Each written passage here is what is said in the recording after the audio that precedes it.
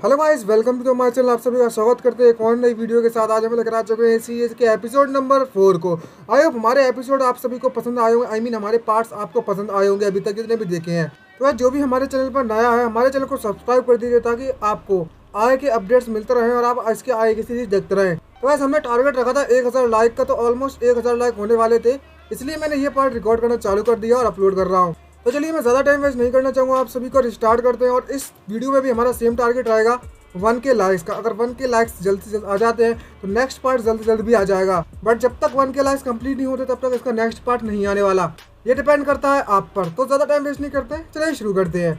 तो एपिसोड की स्टार्टिंग में बताया जाता है कि जो डायन डायनेस्टी है उन्होंने गोल्डन विंग रॉक क्लैन के खिलाफ युद्ध छेड़ दिया है। इसके लिए जो डायन डायनेस्टी है वह पूरी दुनिया से कल्टिवेट्स को इनवाइट करने में लगी हुई है ताकि वे मिलकर उन डीमन से फाइट करते जाएं। लेकिन जैसे जैसे वक्त गुजरता जा रहा है वैसे वैसे उस बैटल फील्ड में सारे के सारे कल्टिवेटर्स हारते गए और कुछ कल्टिवेटर्स मारे भी गए और वह एक खूनी बैटल फील्ड बन चुकी है इस वक्त।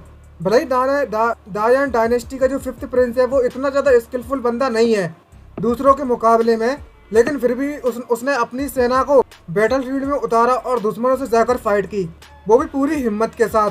लेकिन डायन डायनेस्टी के द्वारा जो फर्स्ट अटैक किया गया था उसमें डायन डायनेस्टी बहुत ज़्यादा बुरी तरीके से हार गई है। तभी नेक्स्ट सीन में हमें दिखाया जाता है कि जो एम्पर होते हैं सब कुछ देखने में लगे हुए होते हैं। तभी जीजान उसके पास आता है और उससे कहने लगता है, फादर क्या आपने मुझे बुलाया? और उसके फादर उससे कहने लगते हैं कि तुम्हें पता है कि इस बार को जो डायन डायनेस्टी का जो बैटल थी जिसमें हम पूरी आर्मी के साथ उस गोल्डन विंग रॉक क्लैन के साथ फाइट करने के लिए गए थे और इतनी ज़्यादा पावरफुल फोर्स के साथ लड़ने के बाद भी हमारी जो डायनेस्टी है वो उनसे हार गई, जिसके कारण हमारी सेना के जो मोरल है वो बहुत ज़्यादा कमज़ोर हो गए हैं। अगर हम दोबारा से उन डीमंस पर अटैक करना चाहते हैं तो हमारे पास कुछ ना कुछ ऐसा तरीका होना चाहिए कि हमारे आर्मी का मोरल बढ़ जाए और हम इस बैटल को जल्द से जल्द जीत जाएं। अब जबकि जिन एक्सपर्ट ने वह पेंटिंग तुम्हें दी थी, इसका मतलब ये बनता है कि उनकी नज़रों में तुम काफ़ी ज़्यादा अच्छे बंदे हो। तो मैं चाहता हूँ कि वह एक्सपर्ट हमारी इस बैटल में मदद करें थोड़ी सी। यह बात सुनने के बाद जीजवान उससे कहने लगता है, फादर ये काफ़ी ज़्यादा मुश्किल होने वाला है, लेकिन आपका जो बेटा है वो इस बात के लिए काफ़ी शर्मिंदा है। तो जो आपका बेटा है यानी कि मैं जाता हूँ उन एक्सपर्ट से मिलने के लिए अभी के अभी। तभी एम्परर उससे कहने लगता है, ज़रा 1 मिनट रुको, मैं भी तुम्हारे साथ जाऊँगा उन एम्परर से मतलब और एक्सपर्ट से मिलने के लिए। यह बात सुनने के बाद वो एकदम से शॉक हो जाता है जीजवान और कहने लगता है, क्या आप भी चल रहे हैं मेरे साथ? तभी दूसरी तरफ वहाँ की उनकी वार्तालाप खत्म हो जाती है। दूसरी तरफ हमें दिखाया जाता है उस जूलिन को, जिससे कि जियांगचन कहने में लगा हुआ होता है कि तुमने 1 हफ्ते तक मेरी द्वारा दी गई मेडिसिन की बात मतलब मेडिसिन में नहाई, जिसके कारण तुम्हारी बॉडी की यंग और यांग एनर्जी है वो बैलेंस हो गई है। तो अब समय आ चुका है कि हम लोग सेकंड स्टेप पर बढ़ जाए ट्रीटमेंट के। ये प्रोसेस बहुत ज़्यादा आसान है और मैं अपनी एक्यूपेंचर टेक्निक से तुम्हारे एक्यूपेंचर पॉइंट्स को स्टिमुलेट करने वाला हूँ। यह बात सुनने के बाद जो लोली होती है यानी कि जूलिन, वो काफ़ी ज़्यादा एक्साइटेड हो रही होती है और उससे कहने लगती है, मास्टर सब कुछ मेरे मास्टर के द्वारा अरेंज कर दिया गया है। दूसरे में बताया जाता है कि इतनी ज़्यादा मेडिकल बात लेने के कारण उसकी जो एनर्जी है वो पहले के मुकाबले में काफ़ी ज़्यादा बढ़ गई होती है और ये पूरी तरीके से ठीक हो रही है। और वो सोचने लगता है जियांगचन में किस तरीके से इसकी हालत होने वाली है, कैक्टस की तरह दिखेगी एक्यूपंक्चर के बाद। तो समझ गए होंगे ना। तभी जियांगचन अंकल लान से कहने लगता है कि मैंने ऑलरेडी इसके अंदर काफ़ी ज़्यादा एक्यूपंक्चर्स घुसेड़ दिए हैं, तो ये जो प्रोसेस है वो थोड़ा टाइम लेने वाली है और मुझे कुछ दवाइयों की भी जरूरत पड़ेगी, मेडिकल की भी जरूरत पड़ेगी, हर्ब्स की भी, तो मैं उन्हें लेने के लिए टाउन में जाऊंगा। तभी अंकल लान उससे कहने लगते हैं, तुम्हारा बहुत बहुत शुक्रिया एक्सपर्ट, मैं यहाँ का ख्याल रख लूँगा, आप जा सकते हैं। तभी जियांगचन मन में सोचते हैं, वहाँ से उदास होते जा रहा होता है और कह रहा होता है कि मेरे घर में सिर्फ फॉक्स नहीं है मुझे पालने के लिए, बल्कि अब मेरे पास 2 लोग और भी आ गए हैं, उनका भी ख्याल रखना पड़ेगा मुझे। अगर मैंने कोई और रास्ता नहीं निकाला जिससे कि मैं और ज़्यादा पैसे कमा सकूँ तो मेरा क्या होने वाला है। काश मैं थोड़े बहुत और पैसे कमा पाता तो मेरी लाइफ थोड़ी सी आसान हो जाती, काश ऐसा होता। लेकिन नेक्स्ट सीन में हमें दिखाया जाता है किस तरीके से वह किसी चीज़ को देखता है जिसको देखकर वह शौक हो जाता है और उसके हाथों में उसकी ही बनाई हुई एक पेंटिंग होती है जिसमें वह एक स्वॉर्ड पकड़ा हुआ है और उसको देखकर मन में सोचते क्या लगता है, ये ड्राइंग तो मेरे द्वारा बनाई गई थी ना, जिसमें मैं स्वॉर्डमैनशिप करने में लगा हुआ हूँ और जो इस पेंटिंग में बंदा स्वॉर्ड पकड़कर खड़ा हुआ है वो मैं ही हूँ और मैंने ही अपनी इमेज ऐसी समझकर इस पेंटिंग को ड्रॉ किया था। मुझे पता है कि इस इमोर्टल वर्ल्ड में मैं कल्टिवेट नहीं कर सकता, लेकिन मैं क्रिएट तो कर सकता हूँ ना, और मैं सोच तो सकता हूँ ना कि मैं सबसे ज़्यादा पावरफुल हूँ और मैं चांद तारों को भी तोड़ सकता हूँ। यह सोच कर वह काफ़ी तो उदास हो रहा होता है और उसी पेंटिंग को अपनी पोटली में डाल लेता है और कहने लगता है, खैर भूल जाओ, अब इसके बारे में ना सोचो तो ज़्यादा बेटर रहेगा। और तो और मेरी जो पुरानी पेंटिंग्स है वो भी बिच नहीं रही हैं आजकल। क्या जो आजकल के जो लोग हैं वो नई पेंटिंग्स में ज़्यादा इंटरेस्टेड रखते हैं क्या? और वहाँ पर वो ये सब सोचने में लगा ही होता है। तभी नेक्स्ट सीन में हमें दिखाया जाता है कि जो अम्मा होती हैं वो एम्परर और उसके बेटे पर चिल्लाने में लगी हुई थी और कह रही होती है कि मैंने तुमसे पहले बता दिया है कि जो शॉपकीपर जियांग है वह उनके मूड पर डिपेंड करता है कि कब वह अपनी शॉप को लगाने वाले हैं। शायद ऐसा हो सकता है कि वे कल आ जाए या फिर एक मंथ बाद आए। तो आखिरकार तुम्हें इतनी ज़्यादा जल्दबाजी किसकी पड़ी हुई है? और चिल्लाते हुए गुस्सा कर रही होती है और उससे कह रही होती है बस मुझे इतना ही पता है और कुछ भी नहीं। अब मुझे मेरा बिजनेस करने से परेशान मत करो तो तुम्हारे लिए बेटर होगा। और इतनी ज़्यादा बुरी तरीके से डांट सुनने के बाद दोनों के दोनों शौक हो जाते हैं और कुछ भी बोल नहीं पा रहे। तभी जीजवान अपने डैड से कहने लगता है फादर जरा देखो तो जरा कि जो हम जिस एक्सपर्ट का इंतजार करने में लगे हैं वह इस वक्त जहाँ पर नहीं है। तभी एम्परर उससे कहने लगता है कि ऐसा हो सकता है कि जो एम्परर है वह हमसे जानबूझकर छुपने में लगे हुए हैं इस वक्त। तभी अचानक से जो ग्रैंड माँ होती है वो उससे कहने लगती है ओए जरा देखो तो जरा तुम्हारी किस्मत कितनी ज़्यादा अच्छी है। तुम दोनों यहाँ पर शॉपकीपर जियांग से मिलने के लिए आए थे और वह यहाँ पर आ भी गए। यह बात सुनने के बाद दोनों के दोनों एकदम से एक्साइटेड हो जाते हैं और देखते हैं कि सामने से जो जियांग चैन है वे आने में लगा हुआ है और उसको ऐसे दिखाया जाता है न जाने कितना ज़्यादा हैंडसम बंदा हो। खैर बात तो सही है तो जिसको देखने के बाद जो एम्परर होता है उसका मुंह फटा फटा रह जाता है। भाई जिस तरह का एक्सप्रेशन जो इस वक्त बनाने में लगा हुआ है मुझे ठीक नहीं लग रहा है इसके इरादे। और क्या लगता है ये तो वाकई में एक्सपर्ट है इसकी शक्ल देखने के बाद। और तभी जो ग्रांड माँ होती है वो जियांग चैन के पास जाती है उसे बताने लगती है मैं तुम्हें बता रही हूँ कि यहाँ पर कुछ अजीब तरीके के लोग आ रहे हैं जो तुम्हें ढूंढने में लगे हुए हैं इस वक्त। और वो इशारा करके उसको बताती है। तभी जो जीजवान होता है वो उससे लगता है शॉपकीपर ये मैं बंदा हूँ, आपको याद होगा मैंने आपसे एक पेंटिंग खरीदी थी कुछ समय पहले, एक राइटिंग खरीदी। तभी जियांग चैन उसकी सोचता है और कहता है ये तो वही पागल बंदा है ना, और पूछता है तुम्हारे बगल में यह कौन है। तभी जीजवान उसे बताता है कि ये मेरे फादर है। लेकिन जो एम्परर के इस समय जो एक्सप्रेशन होते हैं वो कुछ ठीक नहीं लग रहे होते हैं। वो एकदम से उसका चेहरा टमाटर से लाल पड़ा हुआ होता है और बहुत ज़्यादा एक्साइटेड होता है और उससे कहने लगता है मैं आपका ही इंतजार करने में लगा हुआ था मास्टर, शॉपकीपर जियान। और इस तरीके का एक्सप्रेशन देखने के बाद जियांग को भरोसा नहीं हो रहा होता और वो देख कर शौक हो जाता है कि इस तरीके का एक्सप्रेशन बना रहा है ये लड़का, ये बंदा बुड्ढा। और उसको थम्सअप दिखाते हुए कहने लगता है कि मेरे बर्थडे पर मेरे बेटे ने तुम्हारी राइटिंग मुझे दी थी गिफ्ट के तौर पर। भले ही मैं उस राइटिंग का मतलब तो नहीं समझ पाया लेकिन उसके पीछे इतना समझ में आ चुका है उसके पीछे कोई ना कोई बड़ा मतलब जरूर है। और उसका मतलब हर एक दिन मैंने समझने की कोशिश की है लेकिन फिर भी मैं उसे समझने में कामयाब नहीं रहा। तो मैंने अपने बेटे को कहा कि तुम मुझे शॉपकीपर जियांग के पास ले जाओ और जरा देखो तो जरा मैं यहाँ पर आ चुका हूँ तुम्हारे सामने। तुम्हें देखकर तो ऐसा लगता है कि तुम्हारे पास सच में अनऑर्डिनरी प्रेजेंस है तुम्हारी तो, और काफी ज़्यादा चार्मिंग हो तुम। यह बात सुनने के बाद जियांग चैन को तो सरप्राइज हो रहा होता है और क्या लगता है तुम कुछ ज़्यादा ही तारीफ करने में लगी हो मेरी। मैं तो मेरे द्वारा तो बस कुछ लिखे हुए शब्द थे उससे ज़्यादा कुछ नहीं था। अब मुझे ये बताओ आखिरकार तुम दोनों यहाँ पर क्या कर रहे हो। और जो एम्परर होता है वो उस राइटिंग को पढ़ने के बाद उससे कह लगता है कि ये सिर्फ आपने अच्छी नहीं लिखी है लेकिन इसका जो कॉन्सेप्ट है ना वो भी कतई सॉलिड है। लेकिन अभी भी मैं इसका मीनिंग समझ नहीं पा रहा हूँ कि आखिरकार हम लोग अपनी स्वॉर्ड को किस तरीके से मूव करें जिससे कि हम 19 कंटिनेंट्स को हिला कर रख दें। लेकिन जियांग चैन को कुछ भी समझ में नहीं आ रहा होता कि आखिरकार ये बंदा क्या कहने की कोशिश करने में लगा हुआ है और कहता है 19 कंटिनेंट्स को स्वॉर्ड हिलाकर कैसे अपन हिला सकते हैं भाई। आखिरकार इसके बारे में मुझे कैसे पता होगा, क्या तुम मुझे शर्मिंदा करने की कोशिश कर रहे हो। और घबराते हो कहने में लगा होता है क्या मुझे अपनी सच्चाई के बारे में बता देना चाहिए कि मुझे भी इसके बारे में कुछ नहीं पता। और अगर ऐसा मैंने किया तो इसका मतलब जो यही होता कि मैं एक नंबर का बेवकूफ़ हूँ। इसका मतलब ये नहीं हुआ कि भाई तो मेरे ही चेहरे पर स्लैप मार रहा हूँ और मेरी खुद की बेइज्जती कर रहा हूँ और पैरों पर कुल्हाड़ी मारने जैसा हो जाएगा। जरा एक मिनट को। तभी उसके दिमाग की बत्ती जल जाती है और वो अपनी पोटली में देखने लगता है और उनमें से उससे कह लगता है कि कुछ दिनों पहले मैंने जो ड्राइंग बनाई थी क्यों ना मैं ये दिखा दूँ उन्हें। और कहता है कि जब मैं एक स्वॉर्ड की अप्रिशिएट करने में लगा था तब मैंने ये ड्राइंग बनाई थी अपने बारे में सोचकर। ये पेंटिंग उस वाली पेंटिंग से उस राइटिंग से ज़्यादा बेटर है जिसमें लिखा गया है कि 19 कंट्रीज को हिला सकता है सिर्फ एक स्वॉर्ड से। मैं इस ड्राइंग का इस्तेमाल कर सकता हूँ। अगर इन्होंने कुछ भी क्वेश्चन पूछा तो मैं बस उसे समझा दूंगा और कह दूंगा कि तुम्हें ऐसे खुद समझने की जरूरत है। और वो इस पेंटिंग को ढूंढ लेता है।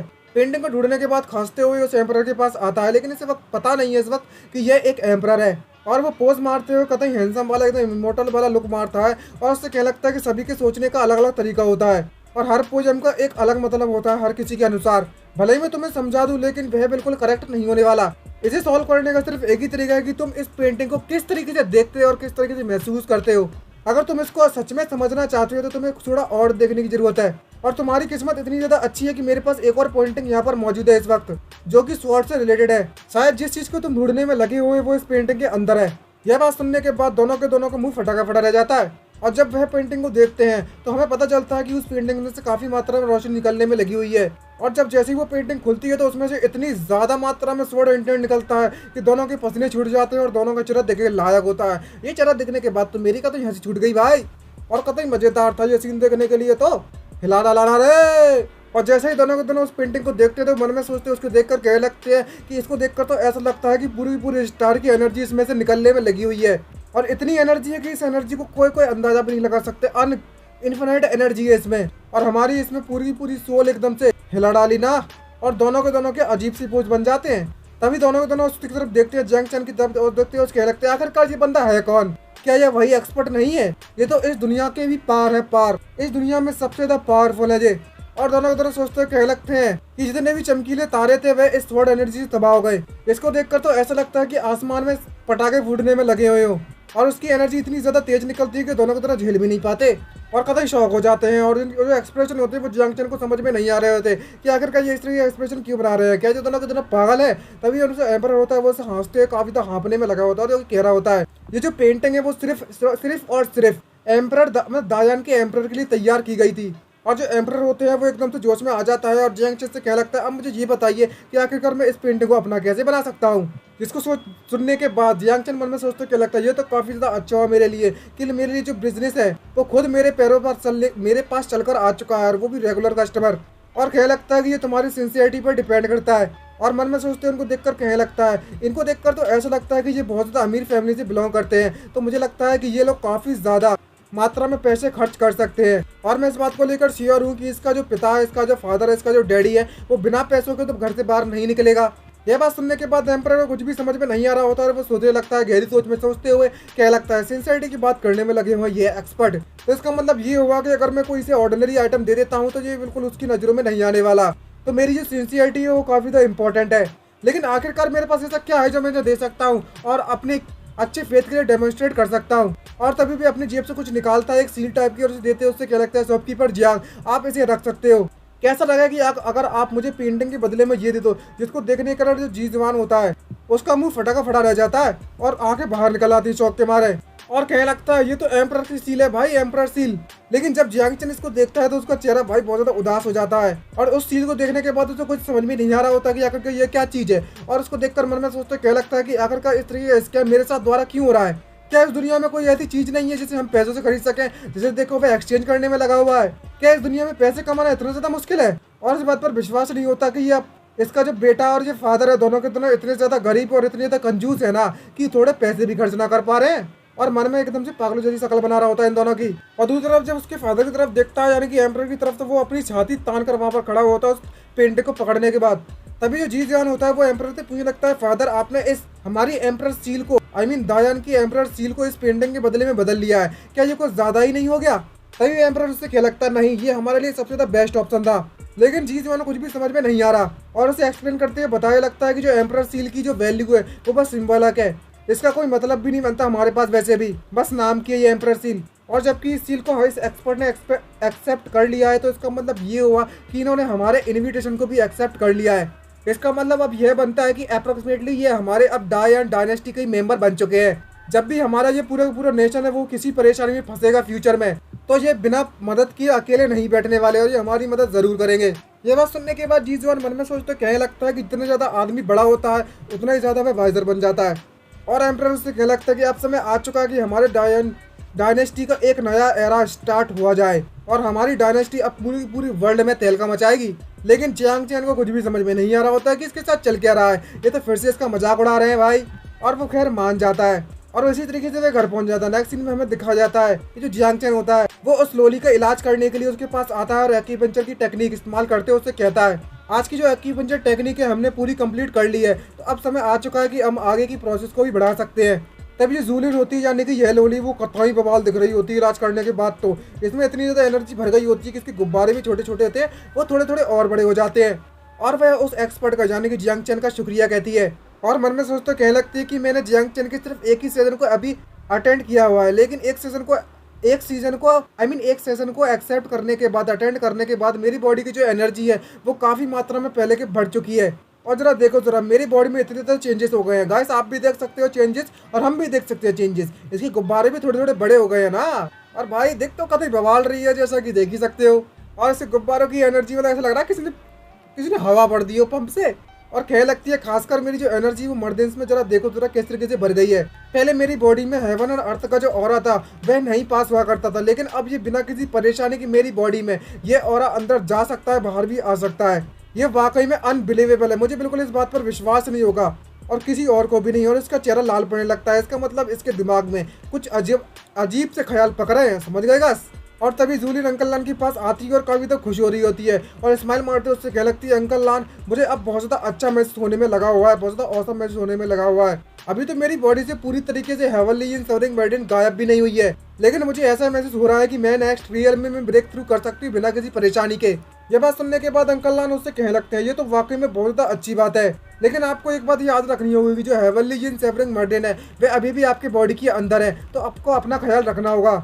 तभी जी जूलिन उससे कहने लगती है लेकिन फिर भी मैं अपना ख्याल रखूंगी, आपको चिंता करने की जरूरत नहीं है, मैं पक्का केयरफुल रहूंगी। और तभी जूलिन मन में से उससे कहने लगती है और उससे कहती है अब मुझे याद आई एक बात, जब भी तुम किसी का फेवर एक्सेप्ट करते हो या किसी के द्वारा फेवर किया जाता है तुम्हारे ऊपर, तो ये तुम्हारा फर्ज बनता है कि तुम इस फेवर को रीपे करो। और ये सोचते हो वो इसका चेहरा लाल पड़ना लगता है, क्या रीपे करने के लिए अपनी बॉडी का इस्तेमाल करेगी क्या? भाई आजकल की मांगा में यही चलता है और कुछ नहीं, मजाक कर रहा था, भूल जाओ इस बात को। और मन में सोचते कहने लगती है कि आखिरकार मुझे किस तरीके से रिपे करना चाहिए। तभी दूसरी तरफ हमें दिखाया जाता है जेनिया पास पर, जहाँ पर कई सारी इविल स्पिरिट्स उड़ने में लगी हुई होती है और इसको देखकर तो ऐसा लगता है इस मॉन्स्टर को जैसे ही गॉडजिला आ गया उस दुनिया में। और वहाँ पर कई बुरी तरीके से फाइट चलने में लगी हुई है इस वक्त और हमें मॉन्स्टर और इंसानों की आर्मी आमने सामने दिखाई देती है फाइट के लिए। यहाँ पर सभी के साथ जो मॉन्स्टर है वे अटैक करना चालू कर देते हैं इंसानों पर। और वहाँ पर जो डायनेस्टी के कुछ लोग होते हैं जो कि लीड कर रहे होते हैं आर्मी को, वो घबरा रहे होते हैं और उनमें से एक बंदा कहने में लगा हुआ था तो आखिरकार जो गोल्डन रॉक क्लैन है, गोल्डन विंड रॉक क्लैन है, अचानक से उन्होंने इतनी ज्यादा मॉन्स्टर की आर्मी को इकट्ठा क्यों कर रखा है। अब आखिरकार हमें क्या करना चाहिए? हमारी जो मैजेस्टी है, हमारे जो एम्पर है, वो इस वक्त हमारी कंट्री में मौजूद नहीं है। अगर यहाँ पर इस तरीके की हालतें आ गई हैं तो मैं और तुम, हमारे पास अभी जितनी फोर्सेस मौजूद है उस फोर्सेस से तो हम बिल्कुल भी इनका सामना नहीं कर सकते। तभी अचानक से ये लोग इस बारे में बात कर ही रहे होते, पीछे से कोई आता है और उससे कहने लगता है कि तुम दोनों इस तरीके से बात करना बंद करो और मेरी बात को ध्यान से सुनो। और तभी वहाँ पर एक थर्ड प्रिंस आता है और उससे कहने लगता है कि यहाँ पर इस मैटर को सॉल्व करने के सिर्फ दो ही तरीके बचते हैं, ये जो लोग मॉन्स्टर वगैरह हम पर अटैक करने में लगे हुए जितना पॉसिबल हो सके और मॉन्स्टर को डॉज करो और हमारा जितना नुकसान हो सके उतना नुकसान से कम मतलब नुकसान कम हो। और दूसरा तरीका है कि हम उस डीमन रेस के पास, उसके किंग के पास, डीमन के किंग के पास एनवी को भेजे अपनी तरफ से, भले ही हमें डायनेस्टी को अपने कदम पीछे क्यों ना करना पड़े इस नेगोशिएशन के लिए, कोई बात नहीं, इतना तो कर ही सकते हैं हम। यह बात सुनने के बाद दोनों के पसीने छूट जाते हैं। तभी वहाँ पर एक जोरदार धमाका होता है और किसी की एंट्री होती है और वो चिल्लाते हुए कहने में लगा होता है आखिरकार किसकी हिम्मत हुई कि उस मॉन्स्टर के साथ हम लोग नेगोशिएशन करेंगे। और ये देखने के बाद सभी का मुंह फटा फटा रह जाता है और हमें दिखाया जाता है कि उस पावरफुल बीम के साथ कोई और नहीं बल्कि मैं एम्परर और जीजवान वहाँ पर पहुंच चुके हैं इस वक्त। ये देखने के बाद जो थर्ड प्रिंस होता है उसके पसीने छूट जाते हैं और उससे कहने लगता है फादर आप आ गए। और एम्परर उससे कहने लगता है कि जो गोल्डन रॉक विंग्ड क्लैन है वो जबकि हमसे वॉर चाहता है तो हम भी उससे वॉर जरूर करेंगे और हम पीछे नहीं हटने वाले, हमारी डायनेस्टी को इतना कमजोर मत समझना। लेकिन उसके जो साथी होते हैं, एल्डर्स वगैरह होते हैं, वो कहने लगते हैं लेकिन हम कैसे जीतेंगे।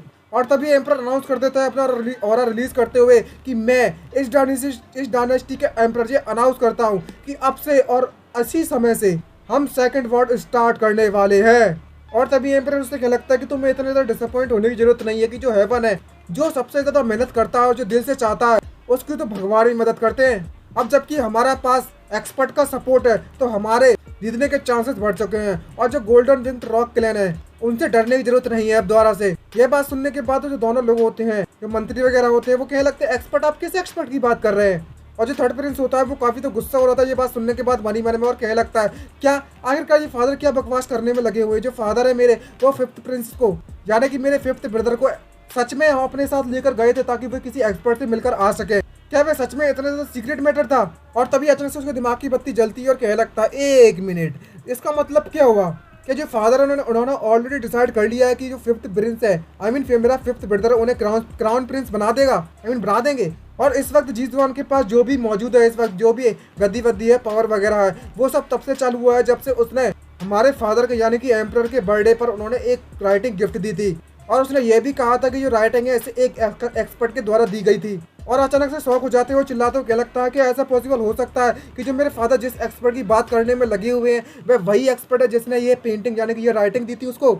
और तभी वहाँ पर युद्ध का आगोश हो जाता है, घोषणा हो जाती है और भभू बजना चालू हो जाते हैं और डीमंस और ह्यूमंस आपस में फाइट करना चालू कर देते हैं। और तभी वहाँ पर जो डीमंस होते हैं वो इतने ज़्यादा पावरफुल होते हैं कि ये इंसानों की आर्मियों को बिल्कुल चुटकी को बजाते हुए तबाह करते हुए चले जाते हैं और इंसानों के यहाँ पर खून ही खून होता है। और इसको देखने के बाद एम्पर कहने लगता है कि हाँ भाई जो सिचुएशन है वो हमारे लिए काफी ज्यादा खतरनाक है। और तभी एम्पर चिल्लाते हुए कहने लगता है गोल्डन विंग्ड रॉक क्लैन के किंग, हजारों साल पहले हमारे दायन डायनेस्टी को तुम्हारे गोल्डन रॉक क्लैन के द्वारा हरा दिया गया था, जिसके कारण हमारी पूरी की पूरी डायनेस्टी 5 हिस्सों में 5 कंटिनेंट में बट गई। यह सिर्फ हमारी डायन डायनेस्टी की ह्यूमिलेशन वाली बात नहीं है, बल्कि मैं पूरी पूरी ह्यूमन रेस के लिए ह्यूमिलेशन वाली बात है। और आज मैं ये अनाउंस करता हूँ कि आज मैं तुम्हारे पूरी की पूरी गोल्डन विंग्ड रॉक क्लैन को तबाह करने वाला हूँ। और एक बार हम लोग वो सारे के सारे 5 कंटिनेंट्स को वापस से हासिल कर लें तो हमारी ह्यूमन रेस की जो डेस्टिनी है वो वापस से ठीक हो जाएगी, पहले की तरह हो जाएगी और प्रॉस्परस हो जाएगी। ये बात सुनने के बाद हमें दिखाया जाता है गोल्डन विंग्ड रॉक क्लैन के लीडर को, जिसको देख यह बात सुनने के बाद वो हंसने लगता है और उससे क्या लगता है तुम मुझसे किस तरह का मजाक कर रहे हो, ऐसा पहली बार नहीं हो रहा है जबकि तुम ऐसा कुछ मेरे साथ कहने में लगे हो। तुम जी युंदा बस हमेशा इतना ही कहते हो और इससे ज़्यादा कुछ नहीं बिगाड़ सकते। और हमें जब इस डीमन की लीडर का चेहरा दिखाया जाता है तो मुझे इतनी हंसी छूटती है इस चंपतिये का चेहरा देखने के बाद कि मैं क्या ही बताऊँ लोगों गाइस। और क्या लगता है तुम तो एक ऐसे बंदे हो जो कि हमेशा नॉनसेंस बकता रहता है। और अनाउंस कर देता है कि आज मैं अपनी पूरी की पूरी गोल्डन विंग्ड रॉक क्लैन को और उस पूरी की पूरी आर्मी को तुम्हारे डायन कंट्री पर डायन डायनेस्टी पर अटैक करने के लिए बोलने वाला हूँ और पूरी की पूरी डायन कंट्री को अपने कब्जे में कर लूंगा। और वो गोल्डन विंग्ड रॉक क्लैन का जो लीडर होता है मन में सोचते हुए कहने लगता है अपने आप से अभी अभी हमारी जो आर्मी है उन्होंने तुम्हारे सोल्जर्स को बिल्कुल चुटकी की तरह पूरी तरीके से हरा दिया है और पूरी की पूरी आर्मी तुम्हारी ऑलमोस्ट खत्म हो चुकी है। तुम तो वाकई में जानते नहीं कि तुम्हारे लिए क्या अच्छा है।